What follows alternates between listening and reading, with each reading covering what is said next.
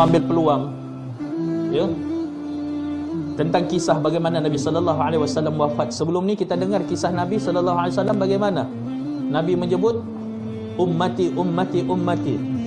Dalam kitab itu, ya, coba Irfan tolong ambil kitab tu, Irfan, Rahiqul Maktum. Ya, selama ini kita melihat ataupun kita tahu bahawa baginda Nabi sallallahu alaihi wasallam itu ketika wafatnya menyebut ummati ummati ummati. Dalam kitab ini Rahiqul Maktum. Batu Ustaz kasi tinggal kitab ni di sini. Satu dengan Ustaz, satu di madrasah. Kamu baca. Bagaimana disebutkan saat akhir baginda Nabi sallallahu alaihi wasallam, Nabi tidak menyebut ummati. Nabi tidak menyebut ummati. Tah datang dari mana riwayat mengatakan Nabi menyebut ummati? Nabi menyebut ummati pada peristiwa yang lain. Ketika Nabi sallallahu alaihi wasallam cerita tentang Telaga Kausar, cerita tentang syurga neraka, ketika itu ada Nabi sebut ummati ummati. Tapi ketika Nabi sallallahu alaihi wasallam wafat, Nabi tidak menyebut ummati ummati. Nabi minta kepada Sayyidatina Aisyah radhiyallahu anha, Nabi minta sugi. Nabi minta sugi, tahu sugi kan? Siwak.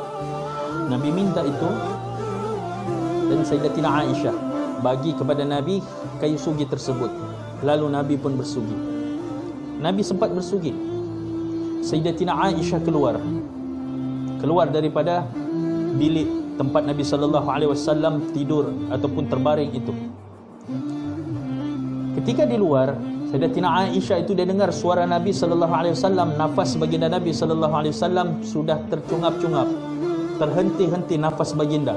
Lalu Sayyidatina Aisyah masuk ke kamar tempat Nabi tidur, tempat Nabi terbaring itu. Lalu Nabi sallallahu alaihi wasallam, ya, mengangkat tangannya. Nabi menyebut fi rafiqil a'la. Lalu Nabi wafat. Nabi menyebut fi rafiqil a'la, bukan ummati ummati ummati. Ini. Dan ketika itulah Sayyidatina Aisyah mengatakan bahawa pakaian yang Nabi pakai ketika Rasulullah sallallahu alaihi wasallam diambil nyawanya ialah pakaian kisaan mulabbadan wa izaran ghalizan.